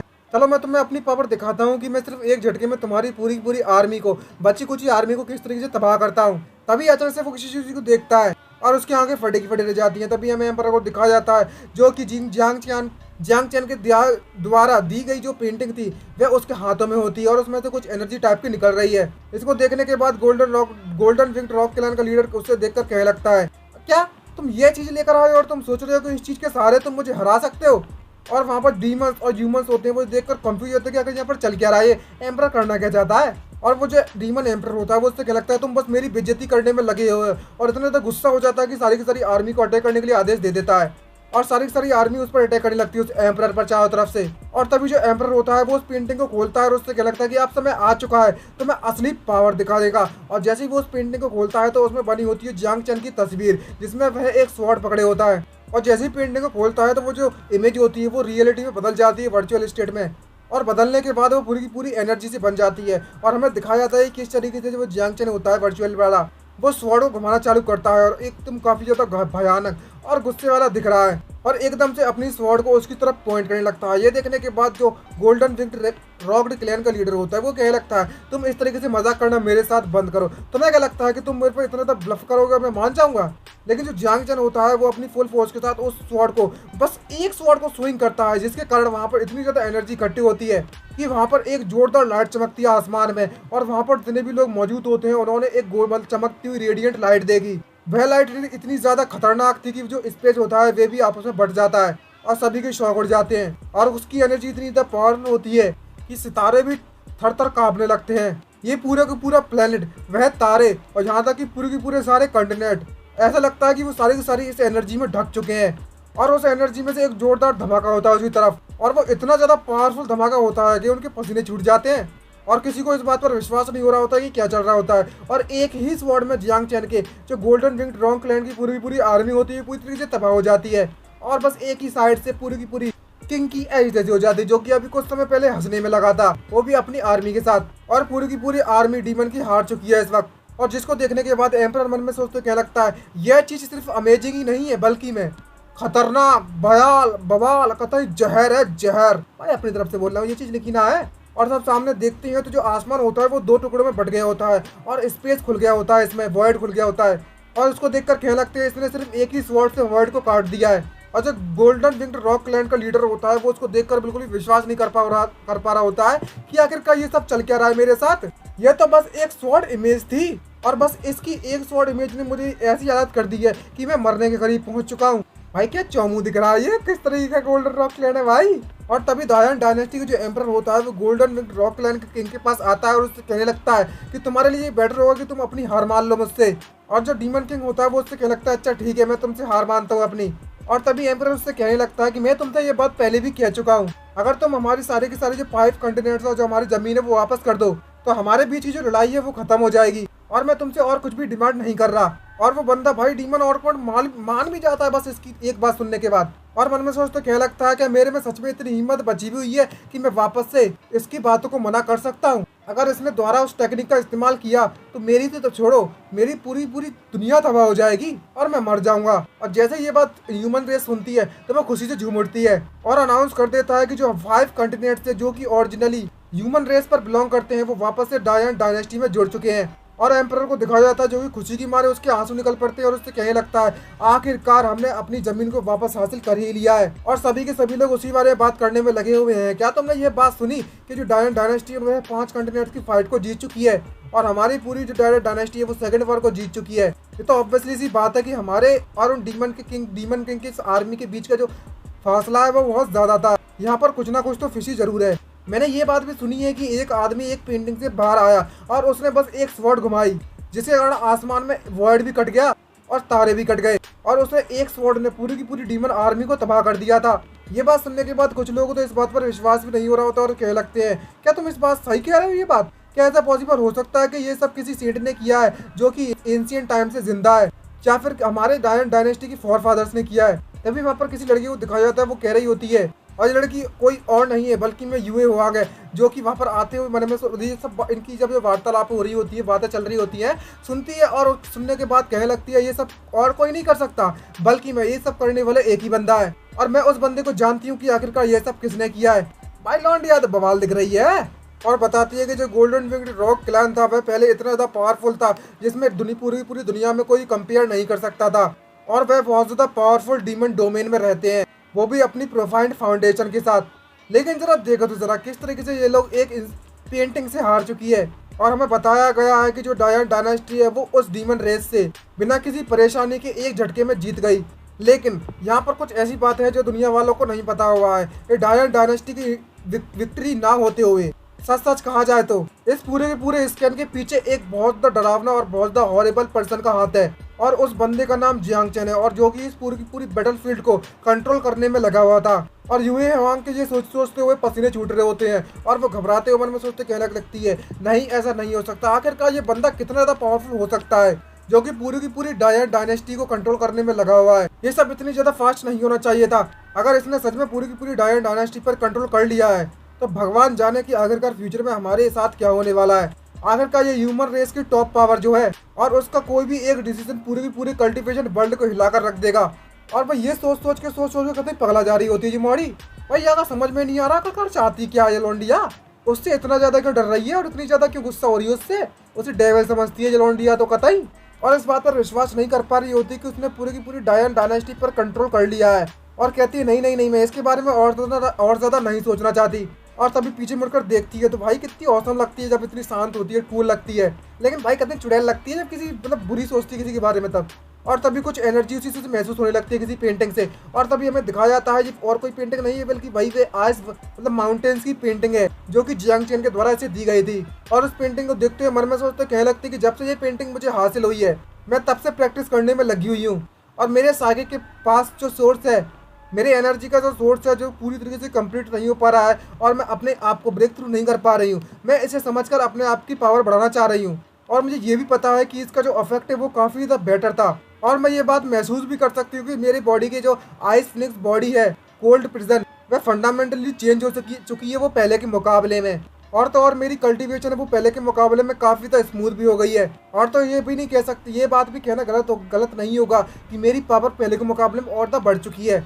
कभी बवाल दिख रही है यार ये तो। लेकिन फिर भी मुझे ऐसा क्यों महसूस हो रहा है न जाने क्यों कि मैं किसी चीज़ को मतलब महसूस नहीं कर पा रही हूँ। मेरे पास कुछ तो ऐसी कमी है जो अभी भी पूरी नहीं हो रही है, एक छोटी सी कमी। तभी उस पेंटिंग के पहाड़ की चोटी को दिखाया जाता है जो कि वहाँ से गायब होती है। भले ही मुझे पता है कि जो पेंटिंग है 10,000 माइल्स जो आइस की बनी हुई है वो मुझे मदद कर सकती है मेरी कल्टीवेशन को बढ़ाने में, लेकिन मेरी जो cold prison ice Phoenix psychic है उसकी जो लिमिट है वो ऑलरेडी पहुंच चुकी है एक पर्टिकुलर लिमिट पर। मेरे साइकिक को भी मुझे पता है कि रिपेयर हो चुका है, लेकिन यहाँ पर कुछ तो ऐसी चीज़ मिसिंग है जो कि कंप्लीट नहीं कर पा रही है अभी भी। ओरिजिनली मुझे लगा था कि ये सब एक इल्यूजन है मेरे लिए, लेकिन जितना ज़्यादा मैं कल्टीवेट करती जा रही हूँ मेरी फीलिंग उतनी ज़्यादा बढ़ती जा रही है। तभी अचानक से उसके दिमाग की बत्ती जलती है और कहने लगती है कि ऐसे पॉसिबल हो सकता है कि यह भी उस बंदे का एक ट्रैप है जिसमें मैं फंसती जा रही हूँ। और यह बंदा जानता था कि मैं अपनी cold prison ice Phoenix body को वापस से रिपेयर करना चाहती थी, इसलिए जानबूझकर इसने मुझे यह पेंटिंग दी है। लेकिन सच्चाई यह है कि ये पेंटिंग भी मेरे ओरिजिन को पूरी तरीके से रिपेयर नहीं कर सकती कम्प्लीटली, बल्कि मैं इसका डायरेक्टली अफेक्ट पड़ेगा मुझ पर। और जो कारण है कि ये मुझे मदद करने में लगा हुआ मेरी कल्टीवेशन को बढ़ाने के लिए, शायद ऐसा हो सकता है। और मैं इसके जाल में दिन ब दिन फंसते जा रही हूँ स्टेप बाय स्टेप। और भाई क्या है भाई, सोच रही है, लेकिन ठीक है भाई, सोच लो भाई जैसे सोचना है, लेकिन यार बिना कपड़ों पे काहे सोचने में लगी हो। और जिस तरीके से अभी देख रही है अपने आप को, भाई क्या एंगल है, क्या पोजीशन है, भाई दिमाग हिला दिया कहते ये डिसब्लेंड कंटेंट बन जाएगा। और मन में सोचते कहने लगती है, इसको देखकर ऐसा लगता है कि ये बंदा मेरे ऊपर पूरी तरीके से कंट्रोल बनाना चाहता है। और वो घबराते हुए पसीने छूट रहे होते हैं उसके, औरत से कहती है शिट, मैं डायरेक्टली इसके जाल में फंस चुकी हूँ अब तो। और मुझे पता है कि ये मेरी गलती थी कि मैं अपने साइकिल को रिपेयर करना चाहती थी जल्द से जल्द, और मैं लेकर ज़्यादा इम्पल्सिव निकली और इसके कंसिक्वेंस के बारे में तो सोचा भी नहीं था। लेकिन अब मुझे क्या करना चाहिए, जो मेरे साइकिल की जो कमी है अगर वह पूरी नहीं हुई तो ये फ्यूचर में मेरे कल्टीवेशन को जरूर अफेक्ट करेगा। ओरिजिनली मैंने सोचा था कि इस पेंटिंग की मदद से मैं अपनी साइकिल को बिल्कुल से ठीक कर लूँगी, रिपेयर कर लूँगी, और जितना जल्दी पॉसिबल हो सके उतना जल्दी ही अपनी पावर को और भी तो बढ़ा लूँगी ताकि मैं जियांग चैन से फाइट कर सकूँ। लेकिन अब जो मेरा प्लान है वह कंप्लीट नहीं हो सकता। और अगर वह बंदा सच में इतना ज़्यादा पावरफुल है जितना मैं सोचने में लगी हूँ इस वक्त, तो मैं होली लैंड के एल्डर्स और होली लैंड के लीडर को इसके बारे में भी कुछ भी नहीं बता सकती, क्योंकि ये एक इस तरह की एग्जिस्टेंस है जिससे कि पूरे का पूरा होली लैंड भी फाइट नहीं कर सकता। और अगर मैंने इसके बारे में होली लैंड को बता दिया तो ये वाकई में बहुत ज़्यादा परेशानी वाली बात होने वाली है। अब देखकर ऐसा लगता है कि अब हमारे पास सिर्फ एक ही चारा बचता है, जो भी बिल्ली के गले में घंटी पहनाएगा उसी को उसके गले से घंटी उतारनी भी पड़ेगी। तो इसका मतलब ये हुआ कि मुझे अब वापस से जियांग चैन के पास जाना ही पड़ेगा। और तभी हमें जियांग चैन के उस छोटे से घर को दिखाया जाता है जहाँ पर जो जूलिन होती है वो काफी ज्यादा मात्रा में हाँपने में लगी हुई है इस वक्त, और बेड पर लेटी हुई है, उसका चेहरा टोटली लाल पड़ा होता है। और वो जियांग चैन से पूछने लगती है, मास्टर क्या ये प्रोसेस खत्म हो गई? और जब जियांग चैन उसकी तरफ देखता है तो उसके चेहरे पर कोई भी किसी प्रकार का रिएक्शन नहीं आ रहा होता। भाई ये सख्त लौंडा है जियांग चैन, तो कतई सख्त लौंडा। तभी जियांग चैन उससे कह लगता है, यस हमारी जो एक्यूपेंचर प्रोसेस है वो ऑलरेडी खत्म हो चुकी है, लेकिन जो जूलिन के एक्सप्रेशन होते हैं वो कुछ ठीक नहीं लग रहा है, इसके इरादे कुछ भी ठीक नहीं लग रहा है मुझे। और जियांग चैन उससे कह लगता है कि जो नेक्स्ट प्रोसेस है सबसे पहले तो मैं कुछ अब्स को उबालना है और उसे पीना है। और मन में सोचते हुए जियांग चैन बोलते सोचने लगता है और कह लगता है कि इस समय पर मैं वाकई में बहुत ज़्यादा बिजी हूँ, मुझे हर एक दिन गाँव में जाना पड़ता है ताकि मैं कुछ मेडिकल हर्ब्स वहाँ से तैयार कर सकूँ और वापस जूलिन को दे सकूं और एक्यूपंक्चर भी कर सकूं। जब से मैं इस दुनिया में आया हुआ हूं तब से मैंने इतनी ज़्यादा मेहनत ना की है। खैर भूल जाओ इस बारे में, सबसे पहले मैं अपने जाकर लंच बना लेता हूं। और वह वहाँ से चला जाता है अंग्रेजी लेता हुआ, उससे कह लगता है कि मैं अभी लंच बनाने के लिए जा रहा हूँ, तो मैं चाहता हूँ कि तुम यहाँ पर मेरे घर का ख्याल रखना। और जूलिन उससे कह लगती है, आपका बहुत बहुत शुक्रिया यंग मास्टर, हम आपके घर का ख्याल रखेंगे, तो आपको घबराने की जरूरत नहीं है। तभी अंकल लान वहाँ पर आते हैं और जूलिन से कहने लगते हैं कि जो आपकी मेडिसिन है वो तैयार हो रही है, तो आप उसको जल्द से जल्द पी लो तो ये आपके लिए ज़्यादा बेटर होगा। तभी अचानक से जूलिन की नज़र किसी चीज़ पर जाती है और वो कुछ और नहीं है बल्कि में तूशान होती है, वो फॉक्सलैंड वाली। और वो कहती है अंकल लान से, अंकल लान जरा इस फॉक्स को देखो तो जरा, इस फॉक्स का जो कल्टीवेशन है वो आखिरकार अंत तक पहुंचने वाला है। तूशान क्लैन के बारे में बात करो तो मुझे यहाँ तक पता हुआ है तो वहाँ की जो स्ट्रॉन्गेस्ट ब्लड लाइन है वो फॉक्स एम्परर है, जिसके पास 5 टेल्स हैं। और अंकल लान ये बात सुनने के बाद कहने लगते हैं, लेकिन इस फॉक्स को देखो तो जरा, इसको देखकर तो ऐसा लगता है कि इसकी जो ब्लड लाइन है वो उसकी माँ उससे भी काफ़ी ज़्यादा स्ट्रॉन्गर है। अगर मैं गलत नहीं हूँ इसको पहचानने में, तो ये जो फॉक्स है वो फॉक्स एम्परर की डॉटर होनी चाहिए, जिसके पास 6 टेल ब्लड लाइन थी, तूशान मो। लेकिन भाई जब इसका ह्यूमन फॉर्म और फॉक्स फॉर्म दिखा जाता है ना तो कत्ता हिला डाला ना रे गाइस। अगर अब भी आप लोग ये लाइक नहीं कर रहे हैं तो भाई क्या ही बोलूँ, मैं क्या ही बोलूँ। अगर ये वाकई में जो मैं सोच रहा हूँ अगर तूशान मो है तो ये वाकई में इसके लिए एक ब्लेसिंग वाली बात है कि इसे यंग मास्टर के द्वारा बड़ा किया जा रहा है, पाला जा रहा है। क्योंकि जो टूशान क्लैन वाले थे एंशिएंट टाइम में फाइट करने का कारण उनकी जो ब्लड लाइन है उनके पास एक कर्स चला गया है, और तभी से उनकी जो ब्लड लाइन है उनकी ऑफस्प्रिंग में से कोई भी प्योर ऑफस्प्रिंग नहीं आई अब तक। तूशान मो है उसके पास जब पैदा हुई थी जब 6 पूंछें थी, मतलब 6 टेल्स थी। भले ही वह इतना ज़्यादा क्लोज नहीं था इसके पीक तक, लेकिन अगर कहीं इसी तरीके से हम अपने इस यंग मास्टर के साथ बनी रही तो इसके लिए ज़्यादा दूर मतलब ज़्यादा समय नहीं लगने वाला इसको ग्रो होने में, और ये कंटिन्यूसली इसी तरीके से वह इवॉल्व होती रहेगी और आखिर में इसकी 9 टेल्स आना भी इम्पॉसिबल नहीं है। जिसको सुनने के बाद जो जूलिन होती है वो अंकल लान से कहने लगती है कि जो 9 टेल है टूशान फॉक्स क्लैन में वो कई हज़ारों सालों से नहीं आई है, और तभी जो फॉक्स होती है वो वापस से नॉर्मल में एक पूंछ वाली छोटी सी लिटिल क्यूट सी फॉक्स बन जाती है, जिसको देखकर जो जूलिन होती है वो उससे कहने लगती है जरा इसे देखो तो जरा वापस से ये नॉर्मल फॉक्स बन चुकी है। और इसको देखकर तो ऐसा लगता है ये वापस से सोने जा रही है अब। और तभी अंकल लान कहने लगते हैं मिस आपका समय हो चुका है कि आप जल्दी जल्दी अपनी मेडिसिन को ले लें। और वह मेडिसिन पीना चालू कर देती है और जैसी मेडिसिन पीने लगती है तो उसकी बॉडी के अंदर जो एनर्जी होती है हाय, फिर बोलती है हाय हॉट महसूस हो रहा है। भाई ऐसे बोलेगी तो हमारे लौंडे गलत समझेंगे, ऐसे ना बोला करो, ये गड़बड़ गड़बड़ हो जाएगी गड़बड़। और उसको पीने के बाद कहने लगते कि मैं महसूस कर सकती हूँ मेरी बॉडी के अंदर की जो एनर्जी है वो बैलेंस होती जा रही है। और जिस तरीके से मेरे बॉडी का जो ट्रीटमेंट है वो धीरे धीरे करके बढ़ते जा रहा है, वैसे वैसे ही मेरी बॉडी के अंदर जो हेवनली 7 यंग मर्डेंस है उनकी जो एनर्जी है वो धीरे धीरे कम होती जा रही है। और तो यंग मास्टर ने मुझसे यह भी कहा था कि एक बार सेकंड ट्रीटमेंट कंप्लीट हो जाए तो इसका जो इफेक्ट है वो काफ़ी ज़्यादा मात्रा में मुझे पता लगने वाला है। और जैसे ही थर्ड टाइम का जो ट्रीटमेंट है वो पूरा कंप्लीट हो जाएगा थर्ड टाइम का, तो मेरी बॉडी के अंदर जो हेवनली सर्विंग यन मर्डेंस है वो पूरी तरीके से कम्प्लीटली ठीक हो जाएंगी। और जब एक बार ऐसा हो जाए तो मैं अपने दिल मतलब अपनी इच्छा अनुसार कल्टीवेट कर सकती हूँ जितना चाहूँ उतना, और जिस रास्ते पे मैं चलना चाहती हूँ मैं उसी रास्ते पे चलूंगी। फिर तभी अचानक से कुछ महसूस होने में लगा हुआ होता है और उसको महसूस करती है और कहने लगती है ये तो वाकई में बहुत ज़्यादा कोल्ड है। और वहाँ पर किसी के धमाके से आने की आवाज़ सुनाई देती है और अंकल लान उससे कहने लगते हैं मिस यहाँ पर कोई आया हुआ है। और तभी यहाँ पर कोई और नहीं है बल्कि मैं यूए होंग यहाँ पर आई हुई होती है, जो कि कतई बवाल लग रही होती है देखने में। और तभी यूए होंग सामने देखती है और जो जूलिन होती है वह भी वहाँ पर आ जाती है और दोनों एक दूसरे के सामने खड़े हो जाते हैं। और उसको देखने के बाद यूए होंग मन में सोचते कहने लगती है यहाँ पर एक ओल्ड मैन और एक छोटी सी लोली यहाँ पर खड़ी हुई है, आखिरकार ये लोग कौन है और यहाँ पर क्या कर रहे हैं? क्या ऐसा हो सकता है कि उस बंदे के उस पर्सन के कंपेनियन है? नहीं, ऐसा नहीं हो सकता। आखिरकार इस जैसे हॉरिबल पर्सन के दुनिया के कंपेनियन में कैसे हो सकते हैं? और ये बंदा इतना तक खतरनाक जो है जियांग चैन, उनमें से इन दोनों में से एक बंदे का कल्टीवेशन काफी ज्यादा लो है और एक का कल्टीवेशन काफी ज्यादा हाई है। और मुझे इस बात का डर है कि ये तो जियांग चैन की आंखों में भी ना आएंगे, वो तो इन पर नजर भी ना मारे। तभी अचानक से दिमाग की बत्ती जलती है और कहने लगती घबराते और पसीने छुड़ाते हुए अब मुझे समझ में आया इन दोनों के बारे में, ये दोनों के दोनों यांग चैन के पाउंस है, पाउंस। यस, यही हो सकता है भाई, गेम का हिस्सा का चेस के पीस बना लिया इसको तो, और वो भी कैनन फोल्डर लेवल की 500। और कभी हंसने लगती है और अपनी तारीफ करते हुए अपनी तारीफ करते हुए कहने लगती है कि अब तो इनको देखकर ऐसा लगता है कि मैं काफी ज्यादा इम्पोर्टेंट हूँ इनके मुकाबले में तो। और तभी अचानक से जो जूलिन होती है वो इस तरह के व्यवहार देखती है इस लड़की का, यानी कि यूए होंग का, तो मन में सोचते हुए अपने आप गुस्सा होने लगती है और क्या लगती है, और मन में सोचते हो कि आखिरकार मुझे इतना गुस्सा क्यों आ रहा है इसकी इतनी ज्यादा स्माइल देखते हुए।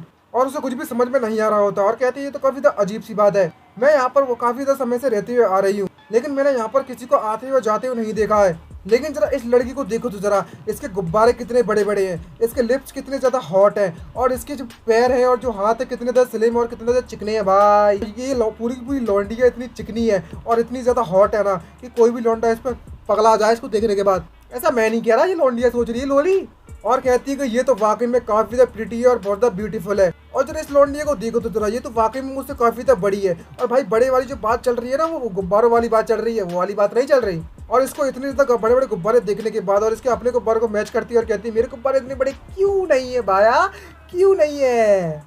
और मन में सोचते कहती है इसको देखकर तो वाकई में पता नहीं क्यों मुझे बहुत ज्यादा गुस्सा आ रहा है और ऑरेंज महसूस हो रहा है। और जो अंकल लान होते हैं वो इसको देखने में लगे हुए हैं और वो उसे बुलाते हैं। तभी जो जुलिन होती है वो चैन की सांस लेती है, अपने आप को शांत करती है और उससे कहने लगती है अपने आप से मन में सोचते हुए शायद ऐसा भी हो सकता है कि जो लड़की है वो हमारे यंग मास्टर की गेस्ट है जो कि बाहर से आई हुई है और हमारे जो यंग मास्टर है इस वक्त लंच ब्रेक लेने में लगे हुए हैं। तो ये काफी तो बुरा हुआ कि अगर मैं इसको यहाँ पर इसका स्वागत ना करूँ इस घर में, तो चलो मुझे इस लड़की को एंटरटेन करने दो। और जाती है उससे हेलो कहती है, लेकिन जो यूए होंग होती है वो डायरेक्टली जूलिन को इग्नोर मार देती है और वो फुल स्पीड में उसको इग्नोर मारती हुए अंदर की तरफ चली जाती है।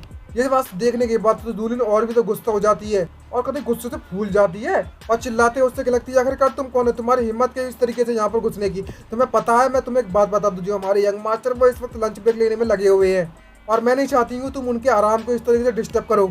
तभी यूए होंग उससे गुस्से में पीछे मुड़कर देखती है और उससे क्या लगती है कि इससे तुम्हारा कोई भी लेना देना नहीं है। ये बात सुनने के बाद जूलिन को भी गुस्सा आ जाती है और उससे क्या लगती है ये लड़की तो वाकई में एक नंबर की अनोइंग है। तभी वहाँ पर जो अंकल लान होते हैं वो घूरकर उस लड़की को देना चालू कर देते हैं। उससे क्या लगता है हे गर्ल, तुम्हें पता भी है कि ये तुम्हारे बात करने का सही तरीका नहीं है, और दोनों के दोनों अपने ऑरा को वहाँ पर रिलीज करना चालू कर देते हैं। लेकिन यूए होंग भी कहाँ पीछे हटने वाली, वो भी अपना ऑरा रिलीज करती है। दूसरी तरफ हमें दिखाया जाता है कि जियांग चैन होता है वो आराम करने की कोशिश कर रहा है, लेकिन वहाँ का जो मौसम होता है वो काफी ज्यादा ठंडा हो जाता है जिसके कारण उसे बहुत ज्यादा ठंड लगने लगती है और वो ठंड के मारे कांपना चालू कर देता है। और अंकल लान यूए होंग के पास आते हैं, उसे बुलाते हैं और उससे कहने लगता है कि ये बिल्कुल भी सही आइडिया नहीं है कि तो अपनी पावर को यहाँ पर इस तरीके से रिलीज करो। और जब यूए यांग अंकल लान को देखती है तो वो कहने लगती है इस बुड्ढे की जो ताकत है वो मुझसे बिल्कुल भी कम नहीं है। तभी जो जूलियन होती है वो चिल्लाते उससे कहने लगती है अंकल लान। लेकिन भाई यूए यांग भी कहाँ हार मानने वाली, वह भी अपनी फुल पावर को रिलीज कर देती है और अपने आइस प्रिजन गोल्ड फिनिक्स का जो साकिक होता है उसे रिलीज कर देती है, जिसके कारण वहाँ का जो मौसम होता है वो और ज़्यादा ठंड में बदल जाता है। और इसको देखने के बाद अंकल लान कहने लगते हैं ये तो फिनिक्स ट्रू इंटेंट है, और दोनों को ये देखकर शॉक हो जाते हैं। तभी जूलियन कहने लगती है क्या तुम वाकई में फेवरेट सेंटेस हो क्या जिसका नाम मू यूए हुआंग है। तभी यूए यांग अपनी छाती चौड़ी कर लेती, भाई इतनी छाती चौड़ी करेगी तो गुब्बारे बाहर आ जाएंगे तेरे, इतनी तो पहले ही दिख रहा है हमारे व्यूअर्स को, सारे कभी भौगला जाएंगे सारे के सारे हमारे व्यूअर्स। और उस एकदम छाती चौड़ी करती हो यूए यांग उससे कहने लगती है अच्छा तो अब तुम्हें पता चला कि आखिरकार मैं कौन हूँ, तो कैसा लगा कि तुम मेरे रास्ते से हट जाओ अभी के अभी। तभी जो जूलियन होती है वो उसके सामने आ जाती है और उससे कहती तो आखिरकार इतना ज़्यादा कौन सी बड़ी बात है, तुम अगर फेदर सेंटेस हो तो हम वर्ड ट्राइब वाले आखिरकार तुमसे डरते हैं क्या। और वो उसके सामने खड़ी होकर अपनी ऑरा रिलीज करने लगती है। भाई कितनी औसम लग रही है ये लोली, कितनी औसम, हमारे व्यूअर्स को देखकर कतई भौंक लगा है इस लोली को। और अगर अभी भी आपने हमारे इस चैनल को सब्सक्राइब नहीं किया है ना तो मैं कुछ भी ना कर सकता यार, उसमें तो उम्मीद ही कर सकता हूँ, रिक्वेस्ट कर सकता हूँ गाइस में हमारे जो सब्सक्राइबर टारगेट है जल्द से जल्द हमारा सब्सक्राइबर टारगेट कंप्लीट करा दीजिए। और जैसे यूए यांग ये सुनती है कि जो वर्ल्ड ट्राइब से है तो उसकी भी आंखें फटी फटी रह जाती हैं और उसके पसीने छूट जाते डर के मारे। और तभी हमें वर्ल्ड ट्राइब के बारे में बताया जाता है और बताते हैं कि ये एक एंशिएंट रेस है जो कि एंशिएंट टाइम से एग्जिस्टेड है। भले ही जो वर्ल्ड ट्राइब वाले हैं वो ह्यूमन रेस की एग्जिस्टेंस है और उन्हीं में से एक ब्रांच है, लेकिन ये बाकी के ह्यूमन रेस से अलग है। जो वर्ल्ड ट्राइब वाले हैं वो अपने खुद के एक मिस्टीरियस स्मॉल वर्ल्ड में रहते हैं और वे कभी भी इजीली अपने वर्ल्ड से अपनी दुनिया से बाहर नहीं आते। भले ही इस दुनिया के जो ह्यूमन रेस है वो पूरी तरीके से तबाही क्यों ना हो जाए, वह बिल्कुल भी बाहर नहीं आने वाले इस बचाने के लिए यहाँ पर। इसलिए भले ही हम दोनों सेम रेस से और ह्यूमन रेस से बिलोंग करते हैं, लेकिन जो एंशिएंट रेस की जो रेपुटेशन है वो इतनी ज़्यादा अच्छी नहीं है ह्यूमन कल्टीवेशन वर्ल्ड में। और तो और हमारी दुनिया में इस तरह के रूमर्स भी फैले हुए हैं कि एंशिएंट टाइम्स में जब एनिहिलेशन हुआ तो पूरी तरह से तबाही मची थी, वो उस वर्ल्ड ट्राइब के सर्वाइवर से कुछ लेना देना है इसका। इसमें कोई दोहराए वाली बात नहीं है कि आखिरकार इनका जो कांटेक्ट है वो इस खतरनाक बीइंग से बना हुआ है, यानी कि जियांग चैन। भाई साहब क्या क्या सोचती है ये, आखिरकार इसका दिमाग किसने दे दिया है इसको। और अब ऐसा लगता है कि जियांग चैन इतना ज़्यादा खतरनाक बंदा है कि और ये एंशिएंट टाइम से जिंदा है, जो कि सभी की सभी चीज़ों को मैनिपुलेट करने में लगा हुआ है अपने हिसाब से, वो भी एंशिएंट टाइम से। और अब उसका समय आ चुका है कि वह अपने प्लान्स को एग्जीक्यूट करना चालू कर दे। और कहती है अच्छा तो क्या हुआ अगर ऐसी बात है तो मैं अपनी फ्री भी पावर को बढ़ाऊंगी और उसको चैलेंज करूंगी। और तभी यूए अंकल को साइड में करते हुए उससे कहने लगती है कि मैं इस जगह के इस घर के अंदर जाना चाहती हूँ। इस वक्त तुम्हारे तरफ बिल्कुल भी हिम्मत नहीं है और तुम्हारी ये हक भी नहीं बनता है कि तुम मुझे अंदर जाने से रोको। ये बात सुनने के बाद जो अंकल लान होते हैं वो भड़क पड़ते हैं और वो अपना पूरा ऑरा रिलीज करते हैं। उससे लगते हैं जरा देखो तो जब तुम्हारी हिम्मत को, तुम तो यहाँ पर बिना परमिशन के भी घुसी जा रही हो इस तरीके से। और तभी यूए यांग उससे कहने लगती है तो अच्छा तो तुम वर्ल्ड ट्राइब वाले हो, चलो देखते हैं कि आखिरकार तुम कितनी ज़्यादा पावरफुल हो। और तभी जो अंकल लाना होते हैं वो यूए वहाँ पर अटैक करना चालू कर देते हैं, लेकिन यूए यांग भी कहाँ पीछे हार मानने वाली, वह भी अपनी पावर को इकट्ठा करती है और दोनों के दोनों फाइट करना चालू करने वाले ही होते हैं। तभी दूसरी तरफ देखा जाता है वहाँ का जो मौसम होता है वो थोड़ा ज़्यादा ठंडा बन गया होता है, जिसके कारण जियांग चैन को बहुत ज़्यादा ठंड लग रही होती है। और ज़्यादा ठंड लगने के कारण जैसे जियांग चैन बाहर आता है तो वो एक जोरदार छींक मारता है। जैसे ही वो छींक मारता है तो जो अंकल लान और जो यूए हुआंग होते हैं उनका जो ऑरा होता है वो पूरी तरीके से गायब हो जाता है और उनका जो ऑरा पूरी तरीके से आसमान की तरफ गायब हो जाता है और उड़ जाता है। ये देखने के बाद वो दोनों को दोनों शौक हो जाते हैं और भरोसा और विश्वास नहीं कर पा रहे होते आखिरकार ये सब चल क्या रहा है यहाँ पर, और कहते हैं अभी यहाँ पर क्या हुआ।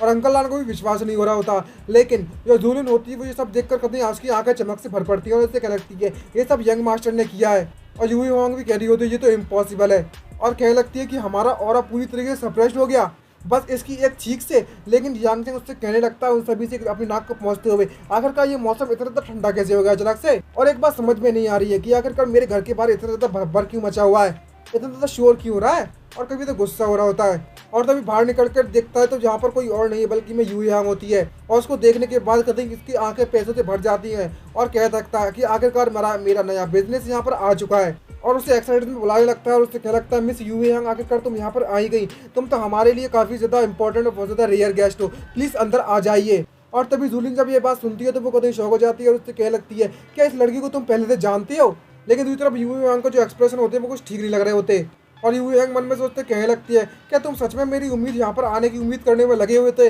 तो इसका मतलब ये हुआ कि मेरा जो साकिब है उसकी जो सोर्स पावर है वो कम्प्लीटली पूरी तरीके से ठीक नहीं हुई है। तो इसका मतलब ये हुआ वाकई में ये एक तुम्हारा ट्रैप था ताकि तुम अपने जाल में दूसरी पार्टी को फंसा सको। और तभी भी धीरे धीरे करके अंदर जाने लगती है और जूलिन इसे सब देखने में लगी होती है और दोनों के दोनों ये देखकर शौक हो जाते हैं। तभी जियांग चैन उससे क्या लगता है कि तुम दोनों के दोनों अंदर क्यों नहीं जाते, बाहर का जो मौसम है वो काफी तो ठंडा है।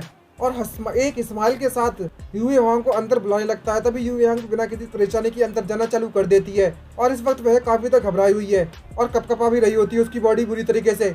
और दूसरी तरफ हमें दिखाया जाता है जूलिन को जो कि उसको अंदर जाती हुई इस तरीके से देखता है तो उसे विश्वास नहीं हो रहा होता और उसका चेहरा टमाटर से लाल पड़ गया होता है और उसके दिमाग में सिर्फ एक ही बात चल रही होती है, कहीं ऐसा तो नहीं है कि इसके इन दोनों के बीच में किसी प्रकार का चक्कर चल रहा है।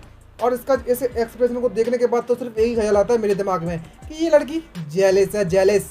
तभी अंकल लान को बुलाती है। तभी अंकल लान आते हैं और उससे क्या लगता है क्या हुआ मिस। तभी वो क्या लगती है आपको क्या लगता है कि इन दोनों के बीच की जो रिलेशनशिप है मू यूए यांग की और हमारे सीनियर के बीच की वो किस तरह की होगी, किस प्रकार की होगी, आप मुझे बताइए। तभी अंकल लान मन में उसको बताते हैं, उसके सवाल का जवाब देते हो कि मैं वाकई में अपने सीनियर के जो रियलिटी है उसका बिल्कुल भी अंदाजा नहीं लगा सकता। भले ही जो फेदर सेंटेंस है वो काफ़ी ज़्यादा एक्सट्रीमली मतलब बहुत ज़्यादा टैलेंटेड है लेकिन वे सीनियर की आंखों में नहीं आ सकते, उनकी नज़रों में नहीं आ पाएंगी हो। और तभी जो जूलिन होती है ये बात सुनने के बाद उससे कहने लगती है इसका मतलब ये होगा कि इन दोनों के बीच में किसी प्रकार की रिलेशनशिप है और शायद ऐसा भी हो सकता है कि एक सीनियर एक जूनियर को गाइड करने में लगा हुआ है, इससे ज़्यादा कोई बड़ी रिलेशनशिप नहीं हो सकती। सही कहा ना मैंने। और मन में सोचते हुए दूसरी तरफ कहने लगती है और बताती है अपने आप से ये वाकई में ऐसी बात है ना कि जो सीनियर है वो अपनी जूनियर को बस गाइड करने में लगे हुए हैं, यंगर जनरेशन को, और कुछ नहीं है ना। सही है ना, यही बात है ना। अंकल लान की जो कहने में लगे हो उसकी बात में एक बात तो पॉइंट तो है, मानना तो पड़ेगा। ये जो फेदर सेंटेंस है वो काफी ज़्यादा ब्यूटीफुल और काफी ज़्यादा टैलेंटेड है लेकिन जो हमारे सीनियर है वो किस तरीके के बंदे होंगे। कुछ समय पहले की बात है, मुझे इसके बारे में कोई फर्क नहीं पड़ा करता था लेकिन अब मुझे इस बात से फर्क पड़ता है। और उसका चेहरा ये कहते हुए कभी तो लाल पड़ रहा होता है और उसके गुब्बारे भी हिलाने की कोशिश कर रही है। लौंडिया भाई साहब देख रही है कि इसके बड़े हो रहे हैं कि छोटे हो रहे हैं, एक्यूपंक्चर से हवा घुस गई है कि नहीं घुसी है थोड़ी बहुत। और कहती है कि जो हमारे सीनियर है वो इसको इस तरीके से वेलकम करने में लगे हुए हैं, वो भी एक इतनी ज़्यादा अच्छी स्माइल के साथ। इससे तो बस एक ही मतलब बनता है कि ये अपनी जूनियर को गाइड करने के लिए अंदर ले जा रहे हैं। यस, बिल्कुल ऐसा ही होगा भाई। जो सोचने में लगी हुई है, जो एक्सप्रेशन देखने के बाद तो बस समझ गए भाई, हमें पता है, हमारे व्यूअर्स भी समझ गए, हम भी समझ गए। इन दोनों के बीच का सिर्फ एक ही रिलेशन हो सकता है अब तो, इसका मतलब जूनियर और सीनियर का। और दूसरी तरफ मुझे देखो, मैं तो सीनियर के साइड में रहते हुए आ रही हूँ उनके साथ काफ़ी समय से। इसके मन में लड्डू फूट रहे हैं अब तो। इसके ये एक्सप्रेशन देखने के बाद अब जी इसने साफ साफ बता ही दिया है कि किस तरीके से वे जियांग चन के साथ रहने की उम्मीदें लगाने में लगी हुई है। और समझ रहे हो ना गाइस, समझ रहे हो। और कहने लगती है कि जो सीनियर है उन्होंने सारे के सारे जो ध्यान है, सारी सारी जो बुद्धि है, सारे के सारा जो सोच है, उन्होंने सिर्फ मेरी हेवनली इन सेवरिंग मर्डर्स को ठीक करने में लगा दिया है। तो ये कहना भी हमारे लिए गलत नहीं होगा कि हम दोनों के एक कपल की तरह बनते जा रहे हैं। भाई साहब कपल बनना चाहती है। अबे लोली है तू, लोली है तो क्या हुआ, आग की गोली है कतई। अगर आपको ये लोली पसंद है तो भाई हमारे चैनल को सब्सक्राइब करना मत भूलिएगा, वीडियो को लाइक जरूर कर दीजिएगा और हमारा गोल कंप्लीट करा दो। तभी नेक्स्ट चैप्टर आएगा, नया पार्ट आएगा। तभी अगर हमारा नेक्स्ट गोल कंप्लीट नहीं होता है तो इसका नेक्स्ट पार्ट नहीं आने वाला। और कहने लगती है अगर हम क्लोज रिलेशनशिप की बात करें हमारे सीनियर से तो उनकी सबसे ज़्यादा क्लोज रिलेशनशिप मेरे साथ है, मेरे साथ। बल्कि मैं दूसरी तरफ जो मू यूए हांग है उसे सिर्फ एक स्माइल से वेलकम किया है उसका सीनियर के द्वारा, जो कि काफ़ी तक काइंड हार्टेड सीनियर है, इसीलिए बिल्कुल तुषार मो की तरह। और दूसरी तरफ कह लगती है कि जो हमारे सीनियर है वो शायद किसी ऐसी वुमन को भी प्रेफर कर सकते हैं जो कि काफ़ी ज़्यादा टैलेंटेड और काफ़ी ज़्यादा ब्यूटीफुल हो और जिसकी स्ट्रेंथ भी काफ़ी ज़्यादा हो। तो मुझे फ्यूचर में और ज़्यादा मेहनत करनी स्ट्रेंथ को बढ़ाने के लिए अपनी।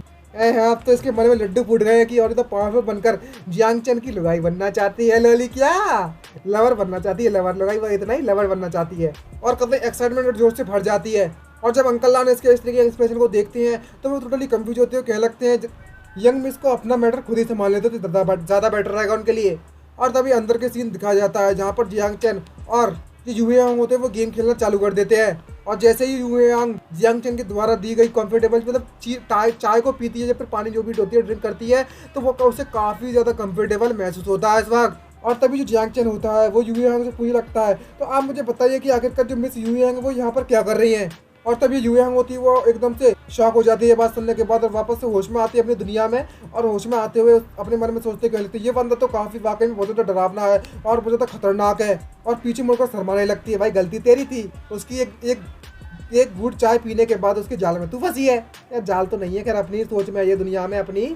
और तभी जियांग चन उससे क्या लगता है कि आप बिल्कुल ठीक है मिस यूए यांग, और जो यूयांग होती है मन में सोचते कह लगती है कि इसकी जो टोन है वो वाकई में बहुत ज्यादा जेंटल है। और इसकी स्माइल से देखो, इसकी स्माइल कितनी ज्यादा गुड है और कितनी ज्यादा अच्छी है। और इसके आसपास का जो एटमोसफियर है वो कितना ज्यादा पीसफुल और कितना ज्यादा रेस्टफुल है। और उसके आसपास अगर कोई देखेगा, अभी कोई दूसरा बंदा आता भी है तो बिल्कुल इसमें खो जाएगा सीरियसली और अनकॉन्शियसली। अगर मेरी कल्टीवेशन लेवल इतना ज़्यादा हाई नहीं होता तो वाकई में इसके इल्यूजन में अट्रैक्ट हो जाती है इसके द्वारा।